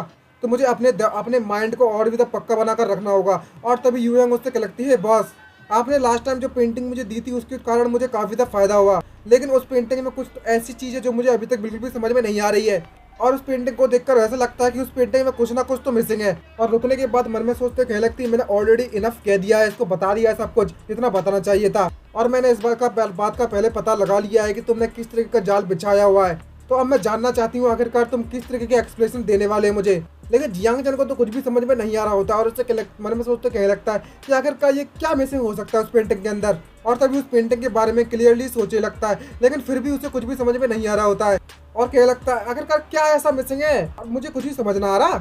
और उस पेंटिंग के बारे में बताता है, ये तो जो पेंटिंग थी मैंने ड्रॉ की थी वो तो मैंने काफ़ी ज़्यादा अच्छी तरीके से ड्रॉ की थी। और ये जो पेंटिंग है वो हर एस्पेक्ट में बहुत ज़्यादा अच्छी थी, क्योंकि मैंने इसमें ब्रश वर्क और आर्टिस्टिक कंसेप्शन भी इस्तेमाल किया था। तो आखिरकार इस पेंटिंग में कैसे कुछ मिसिंग हो सकता है, और कुछ भी समझ ना आ रहा और गहरी सोच में चला जाता है। यूयांग इसके इस तरह की एक्सप्रेशन देखते हुए मन में सोचते कहते चलो इसके एक्सप्रेशन देख दो जरा, मुझे इसके मेथड के बारे में पता हुआ है। और तभी यांग उससे क्या लगता है, अच्छा अब मुझे समझ में आया, क्या आप रेगुलरली उस पेंटिंग को देखते हुए आ रही हो। और जब यूयांग इसका ये सवाल सुनती है तो वो तो शॉक हो जाती है और एक जैसी खड़ी होती है उसके गुब्बारे भी हिलने लगते हैं। और इससे क्या लगती है, आपने बिल्कुल सही अंदाजा लगाया। और बताती है कि जब से मैंने इसको चालू किया देखना फिर भी मुझे कुछ भी समझ नहीं आ रहा। तभी जियांग चैन ऐसे खड़ा हो जाता है और उसके पीछे लाइट्स चमकने लगती है और वो कहने लगता है, ये बात तो बिल्कुल सही है, जब से तुमने इस पेंटिंग को घूरना इस तरीके से चालू किया है, जो भी तुमने इस पेंटिंग से समझा है वो बस बाहर की अपीयरेंस है। तुमने इसके असली आर्टिस्टिक कॉन्सेप्शन को बिल्कुल भी नहीं समझा है। तुमने बस इस पेंटिंग के बाहर का हिस्से को समझा है, ना कि इसके अंदर की आत्मा को। यस, ये बात तो सही है, ये एक आर्टिस्टिक कॉन्सेप्ट है जिसको तुम बिल्कुल नहीं समझ पाई हो। और क्या लगता है इसमें कोई भी दोहराई वाली बात नहीं है कि उस पेंटिंग को मेरे द्वारा बनाया गया था। और उन सभी में से वो जो मेरा वर्क था, मेरी जो स्किल थी वो एक नंबर की सुबह है और मेरा आर्टिस्टिक कॉन्सेप्शन एक्सट्रीमली हाई है। और ये बात सुनने के बाद वो कभी शौक हो जाती है और एकदम से कभी बहुत ज़्यादा डरावना चेहरा बनाता है। उससे क्या लगता है कि मुझे पता है कि तुम थोड़ा बहुत आर्टिस्टिक कॉन्सेप्ट के बारे में जानती हो, लेकिन अभी भी ये तुम्हारे लिए काफ़ी ज़्यादा जल्दी होगा इसके समझने में। ये सब तुम्हारी गलती है, तुम इस वक्त काफ़ी ज़्यादा जवान हो, काफ़ी ज़्यादा यंग हो। हाँ बिल्कुल सही कहा। और उसे कुछ भी समझ में नहीं आ रहा होता यूयांग को, वो तो टोटली कंफ्यूज हो जाती है और सोचते सोचते क्या लगती है आखिरकार इसके कहने का मतलब क्या है। जैसे कहने का मतलब ये हुआ कि ये मैं बंदी हूँ जो कि बहुत ज़्यादा ऑब्सेस हो गई है इस पेंटिंग से, या फिर ऐसा होता है कि मैं बहुत ज़्यादा निग्लिजिबल हूँ। मैं कुछ निगलेक्ट कर रही हूँ या फिर भूल रही हूँ। मुझे अपने कॉन्स्टिट्यूशन को जितना ज़्यादा जल्दी हो सके उतना ज़्यादा रिपेयर करना है, लेकिन आखिरकार ऐसी क्या चीज़ है जिसको मैं सही से समझ नहीं पा रही हूँ। क्या ऐसा हो नहीं सकता ये बंदा जानबूझकर मुझे इस तरीके के डराने में लगा हुआ है और इसने उस पेंटिंग के अंदर जानबूझकर कुछ ना कुछ नोट्स छोड़े हुए हैं और मुझे डायरेक्टली कंट्रोल करना चाहता है। तभी जियांग चैन ये इस तरीके एक्सप्रेशन देखते हुए उससे कह लगता है, अच्छा ऐसी बात है तो मैं अब तुम्हें एक नई और दूसरी पेंटिंग दिखाता हूँ, तुम शायद कुछ समझ जाओ, जहाँ पर तुम मेरा इंतजार करो कुछ समय के लिए। ये बात सुनने के बाद जो यूयांग होती है वो मन में सोचते कहने लगती है, आखिरकार जियांग चैन के कहने का मतलब क्या है। मेरा दिमाग वाकई में बहुत ज़्यादा दुखने में लगा हुआ और कुछ भी समझ में नहीं आ रहा है। और तभी वो म्यूजियम सेल्फ की तरफ देखती है तो उसकी आंखें फटी फटी रह जाती हैं और उसको देख के कहने लगती है तो वही जगह है यहाँ पर वो कार्विंग स्टोर रखा हुआ था और उस स्वॉर्ड के बगल में यहाँ पर एक और नया चीज आ चुकी है और इसमें लिखा हुआ है, क्या लिखा हुआ है, डायान। क्या ऐसा हो सकता है ये ग्रेट डायन डायनेस्टी के द्वारा ही कोई गिफ्ट भेजा हुआ है। इसे देखकर तो मुझे कुछ याद आ रहा है, ये फैमिली से महसूस क्यों हो रहा है, ऐसा लगता है मैंने इसे कहीं पर पहले देखा हुआ है। और इसके अंदर कुछ सीक्रेट लेटर्स भी लिखे हुए हैं एंशिएंट बुक्स के द्वारा, मैंने पढ़े थे तब, और इसके डिजाइन को भी मैंने देखा है कहीं ना कहीं। तो और जो डिजाइन मैंने तब देखा था वो इस चीज के द्वारा ही इसके जैसा ही दिखता था। और सोचने लगती है, अपने दिमाग पर जोर डालती है, चाय पीती है और सोचती है, और जैसे ही सोचती है तो भाई इसके चेहरे के जो एक्सप्रेशन होते हैं इस समय पर वो वाकई में एक मोर की तरह बन चुके हैं, फिनिक्स की तरह बन चुके हैं इस वक्त, और शौक से भर जाती है और उसको देखकर कभी कांप उठती है और उसको देखकर कहने लगती है तो वाकई में ग्रेट यान एम्परर की सील है, सील, और वो चमकती हुई दिखाई जाती है बहुत ज्यादा। और कहने लगती है ये तो ग्रेट डायन एम्परर की सील है, जैसे ग्रेट डायन फर्स्ट एंसेस्टर के द्वारा बनाया गया था, इंपीरियल डायनेस्टी के ग्रेट यान एम्परर थे जो कि, और इस सील को रखने के मुकाबले ऐसा है यानी कि तुम ग्रेट डायन डायनेस्टी के एम्परर हो खुद। लेकिन इस तरह की चीजें तो ये हमारे एक एम्परर के द्वारा ग्रेट यान के एम्परर के पास होनी चाहिए थी, तो आखिरकार ये चीज यहाँ पर क्या कर रही है। जब तक ऐसा पॉसिबल हो सकता है, कहीं ऐसी बात तो नहीं है जो ग्रेट यान एम्परर है उन्होंने खुद आकर ये चीज यहाँ पर उसे दी है। क्या ऐसा हो सकता है कि गोल्डन विंग्ड रॉक क्लेन को हराने के लिए जो डायन के एम्परर है उन्होंने प्राइज के तौर पर एम्परर सील इसको दे दी है और जियांग चैन के साथ एक डील बना ली है। ये सोचते सोचते वो और तक घबराने लगती है और कहने लगती है ये तो इक्विवेलेंट है उसके बराबर, जैसे कि इसने पूरी की पूरी कंट्री को जियांग चैन के हवाले कर दिया है आदि। तो दूसरे शब्दों में कहा जाए तो जो जियांग चैन है वो पूरी की पूरी गेट रियान को कंट्रोल करने में लगा हुआ है। ये तो वाकई में बहुत ज्यादा डरावनी बात है। डरावनी इस बंदे के जो तरीका है करने का और इसके जो प्लान है वाकई में बहुत ज्यादा डरावने हैं, जैसा कि मैंने उम्मीद की थी। ये तो बहुत ज्यादा डेंजरस थिंग है यहाँ पर। अब मुझे क्या करना चाहिए, क्या करना चाहिए? क्या मैं यहाँ से भाग जाऊँ जल्द से जल्द? तभी अचानक से वो पीछे मुड़कर जा ही रही होती है, तभी जियांग की आवाज़ आती है और कहने लगता है मैंने आखिरकार इसे ढूंढ लिया। और वो लड़की वापस से सीट पर बैठ जाती डर के मारे और जियांग उसके पास आता है और उससे लगता है तुम्हें मुझे माफ़ कर देना, मैंने तुम्हें इंतजार करवाया इतना। और कहने लगता है मिस यूयांग जरा इस पेंटिंग को देखो तो जरा, और मुझे लगता है ये पेंटिंग आप पर ज़्यादा सूटेबल है। लेकिन जब हमें जियांग जो यूयांग होती है उसके जो एक्सप्रेशन होते हैं वो कतई इतने औसम लग रहे होते हैं, कूल लग रहे होते हैं, क्या ही बताऊँ। और एकदम से पुअर एकदम से हेल्पलेस लगने में लगी हुई है इस वक्त तो। और भाई साहब इसके बड़े बड़े गुब्बारे, इतना क्यूट चेहरा, हमारे व्यूअर्स का तो ही बौखला कह रहे बाबा। और यूयांग मन में सोचते कह रही होती है कि ये मेरे लिए कभी लेट हो चुका है यहाँ से भागना। और दूसरी तरफ इस तरह की जो एक्सप्रेशन बना रही होती है तब जब जियांग चैन इसे देखता है और कहने लगता है, कंफ्यूज होती है, मन में सोचते कि आखिरकार यहाँ पर क्या चल रहा है ये सब, और ये इस तरह के एक्सप्रेशन क्यों बना रही है। और यूयांग उससे क्या लगती है अब जब तुमने उससे कह दिया कि ये चीज़ मेरे लिए सूटेबल है तो मैं इसे ये सूटेबल है मेरे लिए। और दूसरे मन में सोचते कहने लगती है आखिरकार मैं इतनी तो बेवकूफ़ क्यों जो जहाँ पर ट्रेड करने के लिए आई हूँ इस बंदे के साथ। ये तो ऐसा है जैसे कि एक टाइगर की खाल उखेड़ना, अगर यहाँ पर मेरे साथ कुछ भी हो गया तो ये तो मेरी हड्डियाँ भी नहीं छोड़ेगा। भाई एकदम से कपकपाने लगती है। और किस्मत की बात देखो तो जरा मैंने हॉलीलैंड को इसके बारे में कुछ भी नहीं बताया हुआ, नहीं तो वरना पूरे हॉलीलैंड को कहीं एक बहुत बड़े कैटास्ट्रोफ का सामना करना पड़ता। तभी जियांग चैन इसकी ये बात सुनने के बाद क्या लगता है तुम्हें इसके बारे में कैसे बता पड़ा कि मैं तो अभी तो इसके बारे में कुछ बताया भी नहीं है और ना ही तुमने इस पेंटिंग को देखा है। मन में सोचते क्या लगता है मुझे ऐसा क्यों महसूस हो रहा है जैसे कि मैं इस लड़की को फोर्स कर रहा हूँ इसको पेंटिंग को खरीदने के लिए। कहीं ऐसा तो नहीं है मैंने सच में कहीं से धमका तो नहीं रहा। तभी जो यूयांग होती है वो जियांग चैन के सामने अपने सर को झुकाते उससे कह लगती है आपकी एक प्रोफाउंड रियलमी है, आप जो कहेंगे वही सच है और आपका जूनियर होने के नाते मैं आपकी हर एक बात सुनूंगी। और जियांग चैन को कुछ भी समझ में नहीं आ रहा होता कि आखिरकार ये सब चल क्या रहा है और उसे खड़ा करता है वापस से और उससे कह लगता है कि आप मिस आप वाकई में बहुत ज़्यादा पोलाइट है, आप खड़े हो जाइए। तभी जो यूयांग होती है उससे कह लगती है मुझे अपने घुटनों के भर लेट जाना चाहिए था यहाँ पर तो। और जियांग चैन से क्या लगता है कि तुम अगर ऐसी बात है तो पेंटिंग को लेकर जा सकती हो, बिल्कुल पिछली सब तरह की तरह हमारे रूल रहेंगे बेचने के और मुझे कुछ भी समझ में नहीं आ रहा है। अब जल्दी से इसे खरीदो और पहली फुर्सत में निकल लो और हमारे बिजनेस को खत्म करो।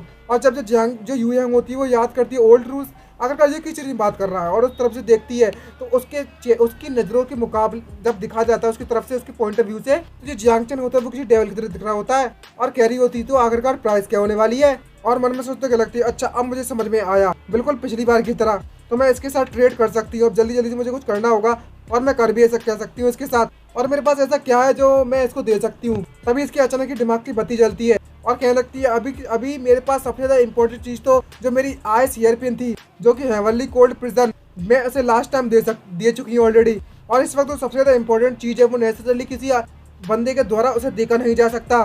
तो आखिरकार अब मुझे क्या करना चाहिए? जो ग्रेट डायन एम्परर थे उन्होंने अपनी एम्परर सील इसे दे दी है गिफ्ट के तौर पर, लेकिन अगर मैंने कैजुअली कुछ भी इसे दे दिया तो ये वाकई में इसके लिए डिससेटिस्फेक्शन वाली बात हो जाएगी। और वो ख्याली फिलहाल सोचते कह लगती है यहाँ पर वो अपनी मतलब सोचते वो कह रहा होता है जैक्चुअली उससे आखिरकार इसे देखो जरा कितनी ज़्यादा नालायक है, इसके पास कुछ भी नहीं है, गरीब है, फलान ढिकान वगैरह। तभी जियांग चैन उसके नज़दीक आता है और उससे लगता है मिस क्या हुआ। तभी जो यूयांग होती है उससे कह लगती है मैं गलत थी, मुझे माफ़ कर दो। और कहने लगती है अब मेरे पास सिर्फ एक ही चरा बचता है, और तभी भी अपने मैजिक का इस्तेमाल करने लगती है। इसके गुब्बारों के बीच में अचानक से एक मैजिक सर्कल खड़ा होता है जिसको देखने के बाद जियांग चैन कुछ भी समझ में नहीं आ रहा होता है। और तभी जो यूयांग होती है वो उसको देती है कुछ और उससे कह लगती है कि तुम इसे फिनिक्स एम्बर के नाम से जान सकते हो, कोल्ड प्रिजन का, और ये काफ़ी ज़्यादा अच्छी चीज़ है। और भाई कितनी औसम है भाई, और कतई बवाल दिख रही होती है। और जब उसे दिखाया जाता है अपने हाथों में तो उसे एक अंडे टाइप का चीज़ दिख रही होती है। और जियांग चैन इसको देखकर मन में सोचते कहने लगता है कि लास्ट टाइम इसने जो हेयर पेन मुझे दी थी इसको देखकर तो लगता है ये तो और भी ज़्यादा एक्सपेंसिव है पहले के मुकाबले में, क्या मेरी जो पेंटिंग है वो वाकई में इसके काबिल है। और दूसरी तरफ जो यूयांग होती है वो रो रही होती है। तभी हमें गोल्ड प्रिजन फिनिक्स एम्बर के बारे में बताया जाता है और बताया जाता है कि ये जो अंडा है वो यूए हुआंग के फिनिक्स सागे के एसेंस से बना हुआ है जो कि true intent of ice Phoenix से बना हुआ है। भले ही ये कोई मैजिक वेपन नहीं है लेकिन उसके बराबर जरूर है, और ये अंडा मू यूयांग की लाइफ के बराबर है, और इस अंडे को कंट्रोल करना मतलब यूयांग की लाइफ को कंट्रोल करना। और दूसरे शब्दों में कहा जाए तो मू यूयांग अपनी जान के साथ ट्रेड करने में लगी हुई है इस वक्त, और दूसरी तरफ मुझे को दिखाया जाता है जो कि बहुत ज़्यादा बुरी तरह से कांपने में लगी है। और मन में सोचते क्या लगती है अब मैं इसका कुछ कर भी नहीं सकती। आखिरकार जो यान की जो एम्परर है ग्रेट यान की उन्होंने आधी की आधी कंट्री से दे दी थी और लास्ट टाइम की तरह अगर मैंने कुछ भी उल्टी इसे देने की कोशिश की तो इसकी पर्सन की जो ग्रीड है उसका जो लालच है उसे कंप्लीटली सेटिस्फाई करना मेरे लिए बहुत ज़्यादा मुश्किल होगा। आखिरकार इस जैसे पावरफुल और इतने ज़्यादा इविल लोगों को दूसरे लोगों को कंट्रोल करने में क्या मज़ा आता है। अरे मैडम जी ये तुम्हारा ही ख्याली पुलाव है जो तुम सोचने में लगी हुई है कि वो तुम्हें कंट्रोल करना चाहता है। उसके कोई भी इरादे नहीं है तुम्हें कंट्रोल करने के। और जो इस समय पर जो शर्माने में लगी है जो डरी हुई है ना भाई कतई हिला डाला दिमाग भाई, कतई हिला डाला, दिल से बोल रहा हूँ। हमारे व्यूअर्स को दिमाग हिला डाला, इतनी ज़्यादा क्यूट इतनी ज़्यादा औसम जो लग रही है। और रोते रोते कह रही होती है अब कुछ भी नहीं कर सकते और डैमेट करते हुए बताती है कि आखिरकार ये बंदा एक नंबर का करप्ट जो ठहरा और एक नंबर का डेविल है डेविल, तो मैं इसके चंगुल से कैसे भी नहीं बच सकती। और इसी तरीके से फिर वहाँ से भाग जाती है। और जब ये जूलिन होती है वो उसको जब इस तरीके से जाते हुए देखती है तो उससे पूछ लगती है अंकल लान से आखिरकार इस यूयांग के साथ क्या हुआ। अंकल लान कहते हैं मुझे भी नहीं पता, जब ये आई थी तब तो ये बिल्कुल ठीक थी, लेकिन जब ये यहाँ से गई तो इस तरीके से भागती हुई गई थी जैसे कि इसकी कोई ट्रेन छूट रही हो। मुझे इस बात का डर है कि इस लड़के को कुछ ना कुछ तो हमारे सीनियर के द्वारा बेनिफिट मिला हुआ है और ये नहीं चाहती कि कोई भी इसका बेनिफिट छुड़ाए। तभी अंकल लान कहने लगते हैं कि जो सीनियर का कोई वर्क होता है उसमें हर तरीके का एक बेनिफिट छुपा हुआ होता है और तुम बस एक नज़र से ही काफ़ी ज़्यादा बेनिफिट पा सकती है उसकी नज़रों में। दूसरी तरफ जो जूलिन होती है वो काफ़ी ज़्यादा अनहैप्पी होती है ये बात से और कहती है मुझे भी सीनियर से कुछ बेनिफिट चाहिए और कहती है मुझे भी कल्टिवेट करना है, तो यंग मास्टर मुझे भी कुछ एडवाइस दीजिए। तभी हमें हॉली ग्राउंड के माउंटेन का सीन दिखाया जाता है, लेविटेशन माउंटेन, जहाँ पर जो यूयांग होती है वो काफ़ी ज़्यादा परेशान होती है और कह रही होती है आखिरकार मैं उस जगह से छूटी गई, उस नरक से बाहर निकल के आई और मुझे इसके लिए काफ़ी ज़्यादा हैवी प्राइस पे करनी पड़ी है। और वहाँ से बचने के लिए मैंने अपनी ओरिजिनल सोर्स भी दे दिया है, ओरिजिन सोर्स। और काफ़ी ज़्यादा रो रही होती है इस वक्त, रिग्रेट कर रही होती है, पछता रही होती है। अब पछताए होत का जब चिड़िया चुग गई खेत। और मन में सोचते कहने लगती है अगर मैंने इस तरह की प्राइस उसे नहीं पे की होती तो मैं शायद वहाँ से बाहर भी नहीं निकल पाती। अब समय आ चुका है कि अब ये पेंटिंग मुझे मिल चुकी है और मेरे पास आखिरकार यही पेंटिंग बची हुई है, तो मुझे इसे देखना चाहिए। और जैसे ही उस पेंटिंग को खोलती है तो अचानक से उसका जो लेवल होता है कल्टीवेशन का बढ़ना चालू हो जाता है और उसमें से भयानक एनर्जी निकलती है और वहाँ पर आइस बन जाते हैं और यूयांग का तो बहुत ज़्यादा एनर्जी से बढ़ना चालू हो जाती है और कहने लगती है कि इस पेंटिंग की जो चिलिंग एनर्जी है, ठंड जो कोल्ड एनर्जी, वो इतनी ज़्यादा है कि मैं इसे हैंडल भी ना कर पा रही हूँ। और वहाँ पर एनर्जी का एक जोरदार धमाका होता है और वहाँ पर जो धमाका होता है एक जो पहाड़ बन जाते हैं ना बर्फ के, जिसके कारण जो यूयांग होती है वो आसमान में स्पेस में पहुंच जाती है। शुरू बजे पानी चोटी दिख रही है उस पर जो यूयांग बैठ गई तो क्या होगा समझ गए ना गाइस आप लोग। और अचानक से वो बोलने लगती है, मन में सोचते अच्छा तो ये बात है। और सोचने लगती है कि उस बंदे ने मुझसे कहा था कि मैं कुछ ज़्यादा ही आर्टिस्टिक कॉन्सेप्ट के बारे में सोचने में लगी थी, लेकिन मैंने पेंटिंग को खुद पेंटिंग को इग्नोर कर दिया था। इसका मतलब ये हुआ कि मैं जब पैदा हुई तब मैं gold prison ice Phoenix body के साथ पैदा हुई थी, तो इसलिए मुझे पता था कि मेरी बॉडी काफ़ी ज़्यादा पावरफुल है। बट मैंने स्पिरिट को कल्टिवेट करना रिग्रेट कर दिया था उस समय पर, इसलिए उस पहाड़ का जो चोटी का एक कॉर्नर है वो मिस था। और अब ग्रेजुअली मुझे सब कुछ समझ में आ चुका है और मैंने इस माउंटेन के मैप को बस एक झलक देखा हुआ है।